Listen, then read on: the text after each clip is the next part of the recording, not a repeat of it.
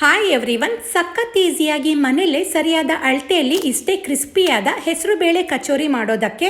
2 cup ಮೈದಾಗೆ ಉಪ್ಪು, crush ಮಾಡಿದ ಅಜ್ವೈನ್ ಹಾಕಿ mix ಮಾಡಿ, ತುಪ್ಪ ಹಾಕಿ ಮಿಕ್ಸ್ ಮಾಡಿ, ನಂತರ ಸ್ವಲ್ಪನೇ ನೀರು ಹಾಕಿ ಸಾಫ್ಟ್ ಚಪಾತಿ ಹಿಟ್ಟಿನ ಹದಕ್ಕೆ ಕಲಿಸ್ಕೊಂಡು, ಈಗ ಕೊತ್ತಂಬರಿ ಕಾಳು, ಜೀರಿಗೆ, ಸೋಂಪಿನ ಕಾಳು, ಕಾಳು ಮೆಣಸನ್ನು ಡ್ರೈ ರೋಸ್ಟ್ ಮಾಡಿ ತರಿತರಿಯಾಗಿ ಗ್ರೈಂಡ್ ಮಾಡಿ, ನೆನೆಸ್ಕೊಂಡ ಹೆಸರು ಬೇಳೆನ ತರಿತರಿಯಾಗಿ ಗ್ರೈಂಡ್ ಮಾಡಿಕೊಂಡು, ಕಾದ ಎಣ್ಣೆಗೆ ಜೀರಿಗೆ, ಇಂಗು ಹಾಕಿ ಫ್ರೈ ಮಾಡಿ, ರೆಡಿ ಮಾಡಿಕೊಂಡ ಪೌಡರ್ ಹಾಕಿ ಮಿಕ್ಸ್ ಮಾಡಿ, ಹಸಿಮೆಣಸು, ಶುಂಠಿ ಹಾಕಿ ಫ್ರೈ ಮಾಡಿ, ಕಡಲೆ ಹಿಟ್ಟು ಹಾಕಿ ಹಸಿ ವಾಸನೆ ಹೋದ್ಮೇಲೆ ಗ್ರೈಂಡ್ ಮಾಡಿದ ಹೆಸರು ಬೇಳೆ ಹಾಕಿ ಮಿಕ್ಸ್ ಮಾಡಿ, ಉಪ್ಪು, ಅರಿಶಿಣ, ಖಾರದ ಪುಡಿ, ಜೀರಿಗೆ ಪುಡಿ, ಸಕ್ಕರೆ, ಗರಂ ಮಸಾಲ ಪೌಡರ್, ಆಮ್ಚೂರ್ ಪೌಡರ್, ಕಸೂರಿ ಮೇಥಿ ಹಾಕಿ ಫ್ರೈ ಮಾಡಿದ್ರೆ ಸ್ಟಫಿಂಗ್ ರೆಡಿ.